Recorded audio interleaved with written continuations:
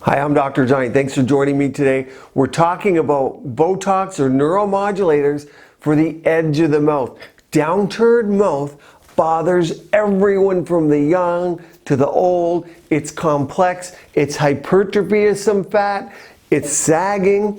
It's atrophy of some fat. And then, of course, the mouth is dynamic. If you go in an anatomy book, have a look. All the muscles around the mouth, of course, for expression, for smile, for mastication, for when we chew.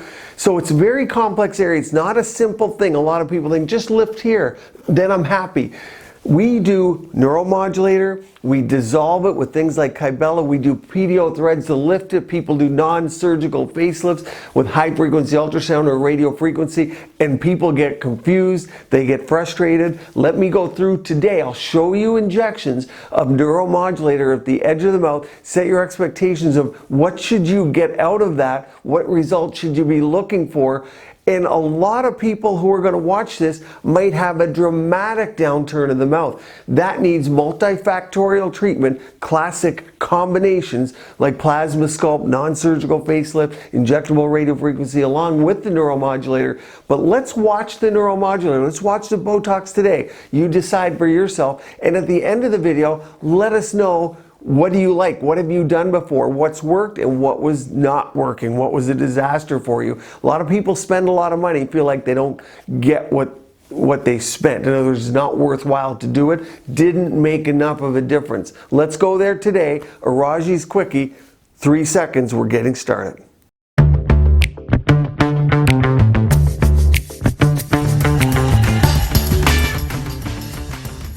Okay, so the edge of the mouth, what are we really doing? Remember, neuromodulators like Botox, dysport, Xeomin, jeuveau, what do?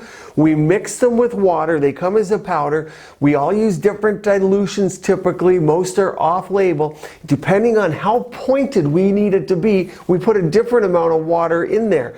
Areas we need to be more precise, less dilute. Areas we need to spread, like the underarm for sweating, we use a more dilute. So there is no one answer to how much do I use, but in units, which we can measure, my average is 3 and 3, and we're stopping the muscle movement. We're not lifting. Because remember, we stop movement, we'd have to stop downward pull, which is what we're doing here. We're stopping the downward pull and depending on the rest of the muscles to lift. So that's what works well. It's the depressor anguli oris, a triangular shaped muscle. We feel in front of the masseter and then we inject it. You can watch the injections being done. They're fairly quick to do. It's fairly inexpensive.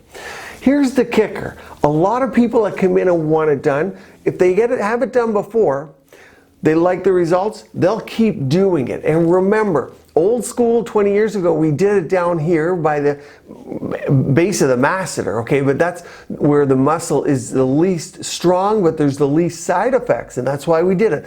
Over the years, we've moved up closer to the oral commissure, the edge of the mouth, because there's more power there, there's more effect, but you have to be careful of the zygomaticus muscles, the other muscles that create smile.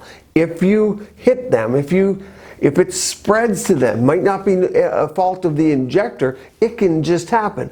But a lot of people, you don't want to change your smile for 6 to 8 weeks, and that's where longevity of product comes in. Yes, there are longer lasting type of neuromodulators and Botox coming to the market, and if you use a higher dose, they'll last longer typically. But if you don't like the result or changes your smile, you're not going to want it to last longer. So there's a sweet spot there, and understand that. So I mentioned some other treatments. Why? The reason is facial aging is complex. If you watch my videos here, you know it's bone, it's muscle, it's skin, and it's fat. Oftentimes, it's all of those that we need to address. And one of the biggest problems is people come when they say, hey, I'm making an appointment for my jowls.